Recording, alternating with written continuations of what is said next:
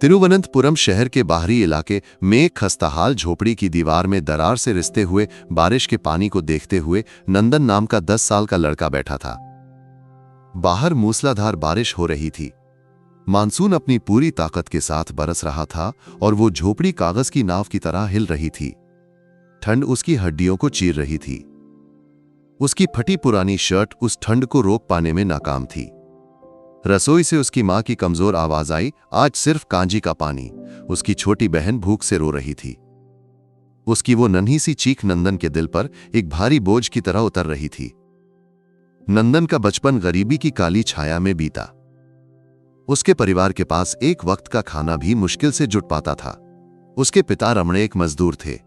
ईमानदार और मेहनती होने के बावजूद एक चोरी के मामले में बिना वजह फंसाए जाने के बाद उनका जीवन पटरी से उतर गया।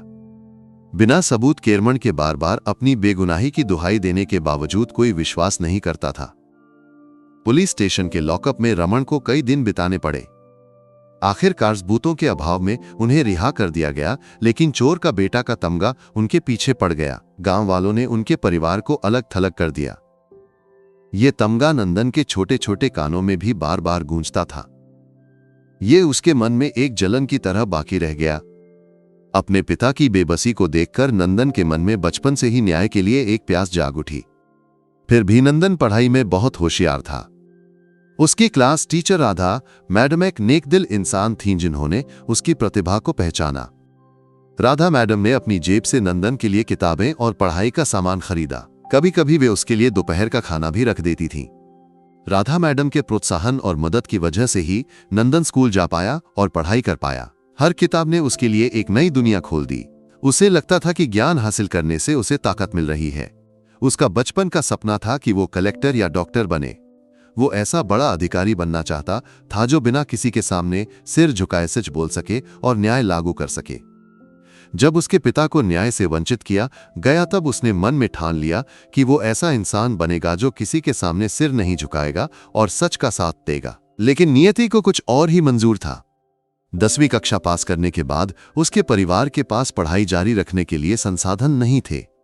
उसके पिता बीमार पड़ गए और बिस्तर पर आ गए, जिसके बाद परिवार का बोझ नंदन के कंधों पर आ गया। पढ़ाई छोड़कर उसे छोटे मोटे काम करने पड़े।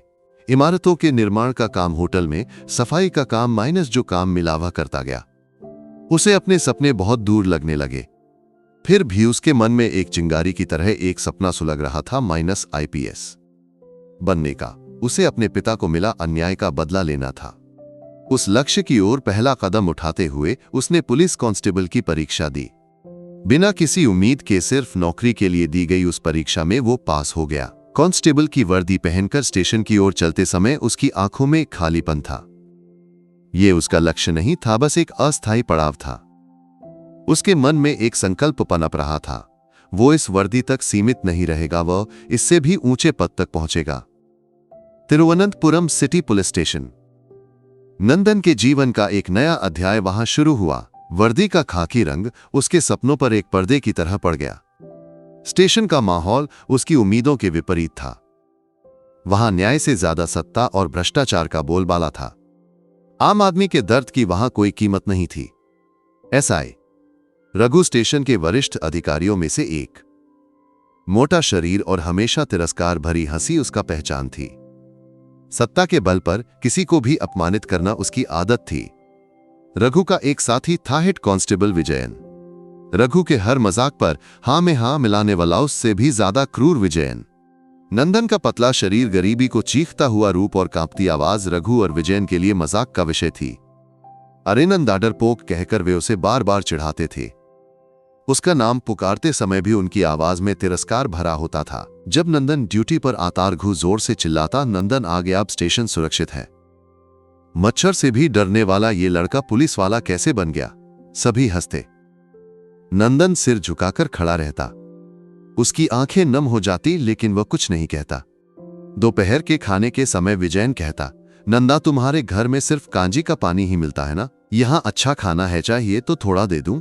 उसकी गरीबी और परिवार के बारे में मजाक उसे बहुत दुख पहुंचाता था। कभी कभी जानबूझकर उसे खतरनाक परिस्थितियों में धकेल दिया जाता। रात की गश्त के लिए अकेले भेजा जाता या फिर एक बड़े अपराधी गिरोह को पकड़ने के लिए सिर्फ उसे भेजा जाता। उसकी नौकरी में जानबूझकर गलतियां करवाने की कोशिश की जाती। एक दिन एक बड़े ड्रग माफिया को पकड़ने का ऑपरेशन चल रहा था। रघु के नेतृत्व में यह ऑपरेशन हो रहा था। ऑपरेशन की योजना पर चर्चा के दौरान नंदन ने एक छोटी सी गलती की ओर इशारा किया। सर, अगर इस रास्ते से जाएंगे तो उनके भागने की संभावना है। दूसरा रास्ता ज्यादा सुरक्षित होगा, उसने कांपती आवाज में कहा। उसके शब्दों में तर्क था। रघु को गुस्सा आ गया। उसका चेहरा लाल हो गया। तुझे क्या पता नंदा, तेरा बाप चोर नहीं था? उसी का बेटा पुलिस वाला बन गया। मुझे तेरी सलाह नहीं चाहिए। मुझे शक है कि तू भी अपने बाप की तरह चोर बन जाएगा, रघु ने जोर से कहा। स्टेशन में सभी उसकी ओर देखकर हंसे। कुछ ने सहानुभूति से देखा, लेकिन कोई कुछ नहीं बोला। नंदन का दिल टूटने की पीड़ा से भर गया। वो सिर झुकाकर खड़ा रहा। अपने पिता की बेगुनाही साबित न कर पाने की बेबसी ने उसे तोड़ दिया। वह अपमान उसके मन में एक चिंगारी बनकर जलने लगा। उस रात नंदन सो नहीं सका। रघु के शब्दों ने उसके मन में गहरी चोट पहुंचाई। चोर का बेटा, डरपोक नंदन, ये शब्द उसके मन में आग की तरह भड़क उठे। उसकी आंखें भर आईं, लेकिन ये बेबसी के आंसू नहीं थे, या जिद और संकल्प के आंसू थे। उसके मन में एक संकल्प ने जन्म लिया। वो आईपीएस बनेगा। इन तानों का जवाब देगा। वो इन लोगों को सिखाएगा कि न्याय क्या होता है। अपने पिता को मिला अन्याय वो वापस लेगा। नंदन का जीवन एक नए मोड़ पर आ गया। आईपीएस का सपना उसके हर पल को नियंत्रित करने लगा। स्टेशन से मिलने वाली मामूली तनख्वाह से परिवार का गुजारा करना था और बीच में पढ़ाई भी करनी थी। ये एक बड़ी चुनौती थी, लेकिन उसके मन की जिद उसे आगे बढ़ाती रही। रात की ड्यूटी के बाद नंदन सीधे घर जाता।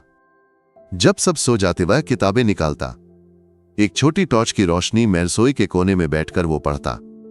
ठंडी जमीन पर किताबें बिछाकर मच्छरों के काटने और भूख को नजरअंदाज करते हुए वो पढ़ता। कभी कभी स्टेशन की रात की ड्यूटी के दौरान जब कोई ध्यान नहीं देता वह किताबें खोलता। स्टेशन के बरामदे की मंद रोशनी में या टॉयलेट के छोटे से कमरे में वो पढ़ता। उसकी जेब में हमेशा एक छोटी किताब रहती। बस में यात्रा करते समय, खाना खाते समय भी वो उस किताब पर नजर डालता।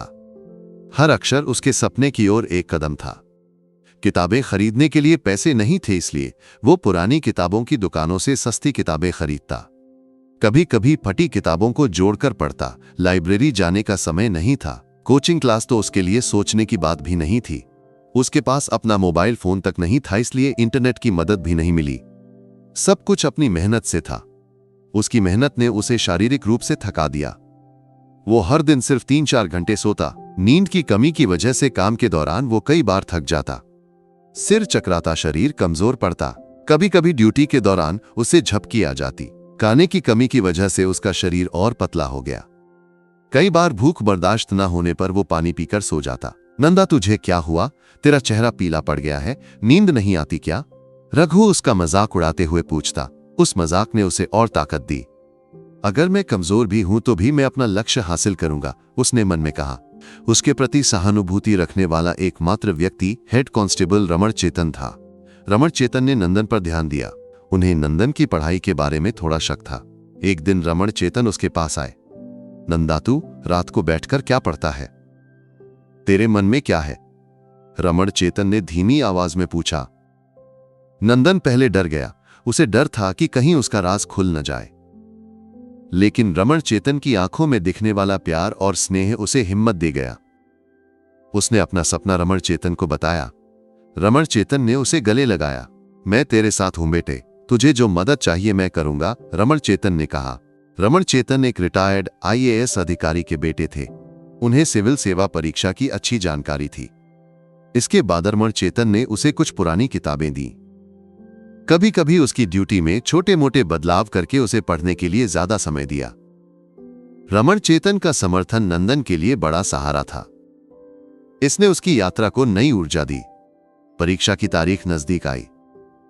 नंदन के मन में डर और उत्साह दोनों थे। यह उसका आखिरी मौका था। अगर इस परीक्षा में वो पास नहीं हुआ तो उसके सपने हमेशा के लिए खत्म हो जाएंगे। रमण चेतन ने उसे हिम्मत दी। तूने मेहनत की है नंदा, तू जीत सकता है। अपने पिता की बेगुनाही साबित करने के लिए तुझे ये वर्दी चाहिए, रमण चेतन ने कहा। यूपीएससी सिविल सेवा परीक्षा 3 चरणों की एक बड़ी बाधा। हर चरण नंदन के दृढ़ संकल्प को परखता था। प्रारंभिक परीक्षा। नंदन ने प्रारंभिक परीक्षा दी। प्रश्नपत्र देखकर उसका दिल तेजी से धड़का, लेकिन रमण चेतन की दी हुई किताबों और उसकी मेहनत ने उसकी मदद की। जब परिणाम आया तो वो पास हो गया। ये उसके जीवन की पहली बड़ी जीत थी। रमण चेतन ने उसे गले लगाकर बधाई दी। स्टेशन में किसी को नहीं पता था। उसकी खुशी उसके मन में ही समा गई। मुख्य परीक्षा। इसके बाद मुख्य परीक्षा, ये और कठिन थी। हर विषय को गहराई से पढ़ना था। ये लिखित परीक्षा थी। नंदन ने रोज लिखने की प्रैक्टिस की। उसके हाथों में दर्द होने लगा। नींद की कमी की वजह से उसकी आंखें लाल हो गईं। कई बार उसका पेन हाथ से गिर जाता, लेकिन वो पीछे नहीं हटा। उसे ताने देने वालों के चेहरे उसके मन में बार बार उभरते। रघु का चोर का बेटा वाला ताना उसके कानों में गूंजता।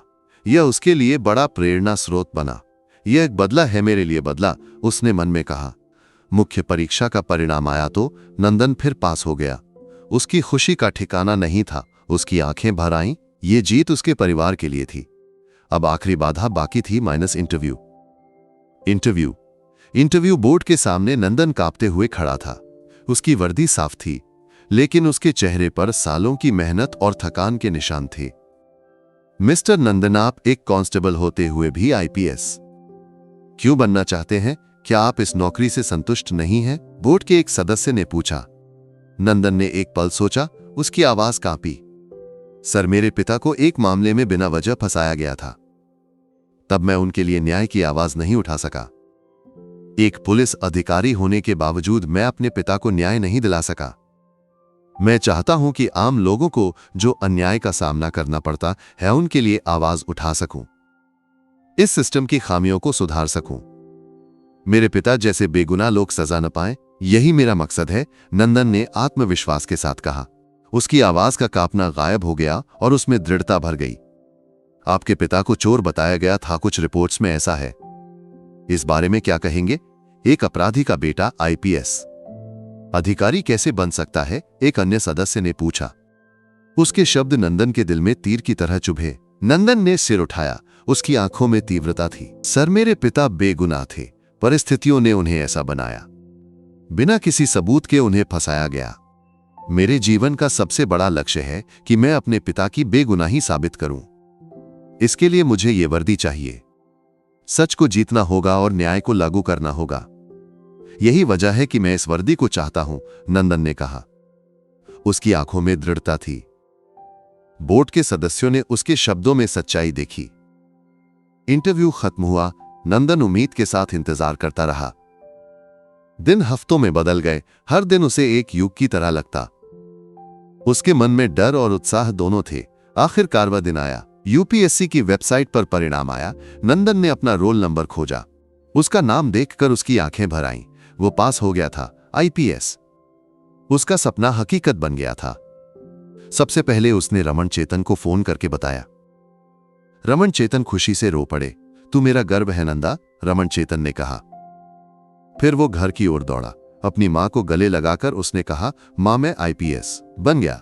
मां की आंखें भर आईं। पिता की आंखों में गर्व था। सालों की मेहनत और बलिदान के बाद नंदन ने अपना सपना पूरा कर लिया था। उसके पिता रमण ने उसका हाथ पकड़कर कहा, मेरे बेटे ने मेरी बेगुनाही साबित कर दी। साल बीत गए। तिरुवनंतपुरम सिटी पुलिस स्टेशन में कुछ खास नहीं बदला। एसआई रघु अभी भी वहां था। उसका घमंड कम नहीं हुआ था। पहले की तरह वो कांस्टेबलों का मजाक उड़ाता भ्रष्टाचार करता। हेड कांस्टेबल विजयन उसका दाहिना हाथ बना हुआ था। नंदन के बारे में कोई नहीं सोचता था। शायद वो कहीं एक साधारण कांस्टेबल बनकर रह गया होगा, नौकरी छोड़कर चला गया होगा, ऐसा वे सोचते थे। एक दिन स्टेशन में खबर आई कि एक नया असिस्टेंट कमिश्नर चार्ज लेने वाला है। सभी उत्सुकता में थे। कोई नहीं जानता था कि वो अधिकारी कौन है। सुना है नया बॉस बहुत सख्त है, विजयन ने रघु से कहा। क्या हमें परेशानी होगी? रघु ने तिरस्कार भरी हंसी हंसा। कोई भी आए मुझे क्या, मेरी कुर्सी यहीं रहेगी, उसने कहा। लेकिन उसके मन में एक हल्का सा डर था। उस सुबह स्टेशन के गेट पर एक काली इनोवा कार रुकी। कार की खिड़कियां काली थीं। कार से एक व्यक्ति बाहर निकला। लंबाद गड़ा शरीर, चमकती वर्दी में शानदार बैज। चेहरा साफ नहीं दिख रहा था। एक गंभीरता के साथ वो स्टेशन के अंदर गया। सभी ने आदर से सलाम किया। उसके हर कदम में एक आत्मविश्वास झलकता था।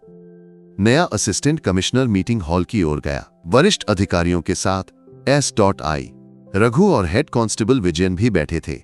उनके चेहरों पर एक अजीब सी घबराहट थी। वे नए बॉस को उत्सुकता से देख रहे थे। असिस्टेंट कमिश्नर अपनी कुर्सी पर बैठा और मुस्कुराया। उस मुस्कान में एक रहस्य था। सबको नमस्ते, मैं नंदन हूं, IPS। उस आवाज को सुनते ही रघु और विजयन के चेहरों पर हैरानी छा गई। उनकी आंखें फैल गईं। नंदन? रघु को यकीन नहीं हुआ। वह नाम उनकी यादों में एक खतरे की तरह उभरा। पुराने पतले डरपोक नंदन का चेहरा उनके दिमाग में कौंध गया। वे एक दूसरे को देखने लगे। उनकी आंखों में डरा विश्वास और शर्मिंदगी थी। नंदन ने अपने चेहरे का मास्क हटाया। उसका चेहरा देखकर रघु सन्न रह गया। वो पुराना पतला डरपोक नंदन नहीं था, आत्मविश्वास और दृढ़ता से भरा एक नया इंसान। उसकी आंखों में एक तीव्रता थी। उसके चेहरे पर एक हल्की मुस्कान थी। आप सबको मुझे याद होगा, ऐसा मैं मानता हूं, नंदन IPS ने शांति से कहा। उसकी आवाज में एक गंभीरता थी। पुराना कांस्टेबल नंदन, जिसे आप डरपोक नंदन कहकर बुलाते थे। रघु और विजयन का चेहरा पीला पड़ गया। वे कुछ बोल नहीं सके। उनका शरीर कांप रहा था। सिर उठाकर आत्मविश्वास से खड़े उस व्यक्ति को देखकर स्टेशन के पुराने सहकर्मी दंग रह गए। उनके चेहरों पर डर और हैरानी देखकर नंदन को सुकून मिला। ये उसकी जीत थी, उसकी मेहनत और जिद की जीत। उसकी आंखों में एक संतुष्टि थी। नंदन IPS ने अपनी जिम्मेदारियां संभाली। उसका पहला लक्ष्य था सिस्टम से भ्रष्टाचार को खत्म करना। व्यक्तिगत दुश्मनी दिखाए बिना उसने हर गलती को कानूनी तरीके से उजागर किया। उसके मन में सालों से सुलग रही न्याय की प्यास अब एक तेज धार वाली तलवार बन गई थी। सबसे पहले नंदन ने स्टेशन के हर अधिकारी की फाइल की जांच की। पुराने केस, उनकी कमियां, भ्रष्टाचार के आरोप, सब कुछ उसने बारीकी से पढ़ा। हर फाइल पर उसने घंटों बिताए।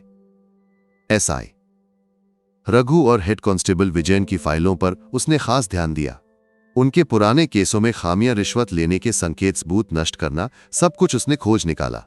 रघु और विजयन की हर हरकत पर उसने नजर रखी। नंदन ने अपने पिता के पुराने चोरी के केस की फाइल गुप्त रूप से मंगवाई। वो फाइल धूल खा रही थी। हर पन्ना पलटते समय उसका दिल दुखता था। सबूतों की कमी, गवाहों के बयानों में विरोधाभास, उसे सब याद था। लेकिन फाइल में एक छोटा सा हस्ताक्षर उसका ध्यान खींचा। उस केस की जांच करने वाले अधिकारियों में से एक के रूप में रघु का नाम था। तब वो जूनियर कांस्टेबल था। इस केस में रघु की क्या भूमिका हो सकती थी? नंदन ने गहराई से जांच करने का फैसला किया। जांच में नंदन को चौंकाने वाली जानकारी मिली। उसने गुप्त रूप से पुराने गवाहों और केस से जुड़े अन्य लोगों से संपर्क किया।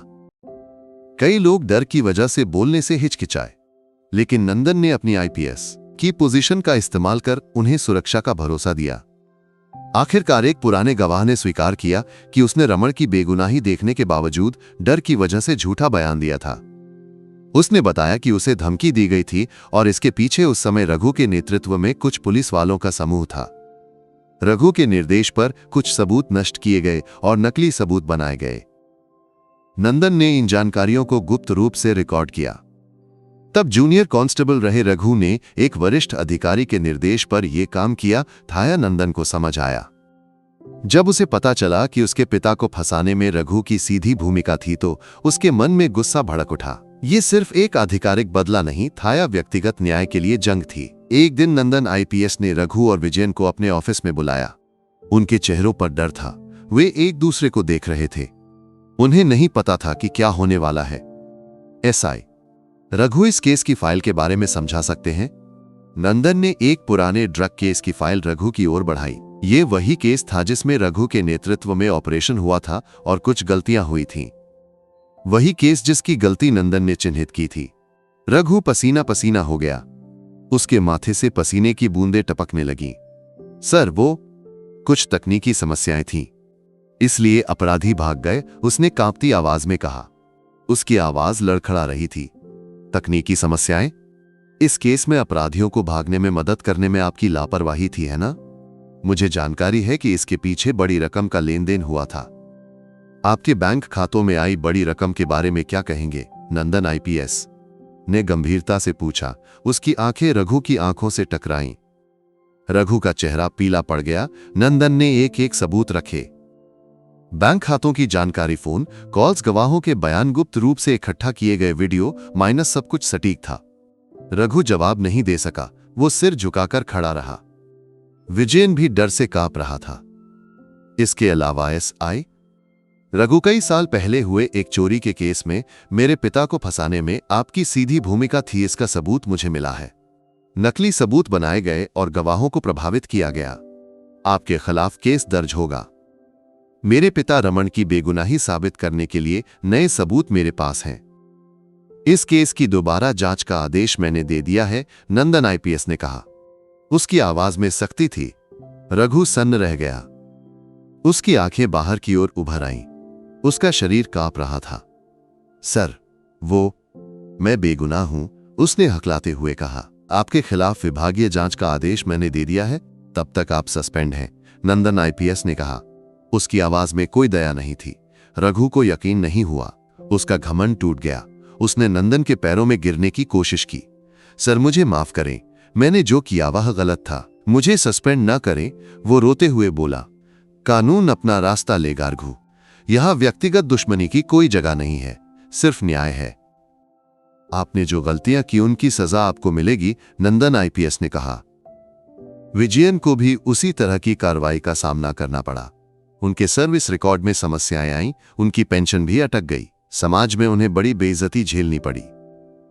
जो लोग कभी सत्ता के घमंड में आम लोगों को सताते थे, उन्हें अब कानून के सामने सिर झुकाना पड़ा। नंदन आईपीएस अपने पुराने सहकर्मियों से बदला नहीं ले रहा था। वो न्याय लागू कर रहा था, सिस्टम से भ्रष्टाचार को मिटा रहा था। उसकी इन कार्रवाइयों ने स्टेशन में एक नया माहौल बनाया। सभी उसे डर और सम्मान की नजरों से देखने लगे। उसका न्यायबोध सभी के लिए एक सबक था। नंदन आईपीएस ने स्टेशन में एक नई सुबह ला दी। उसके नेतृत्व में स्टेशन में अनुशासन और ईमानदारी बढ़ी। आम लोगों को न्याय मिलने लगा। भ्रष्टाचार की वहां कोई जगह नहीं थी। वो जूनियर अधिकारियों के लिए प्रेरणा बना। मेहनत करो तो कोई भी जीत सकता है, ये संदेश उसने अपनी जिंदगी से दिया। एक दिन नंदन आईपीएस ने रमण चेतन को अपने ऑफिस में बुलाया। रमण चेतन, आप ठीक हैं? नंदन ने मुस्कुराते हुए पूछा। रमण चेतन खुशी से रो पड़े। उनकी आंखें भर आईं।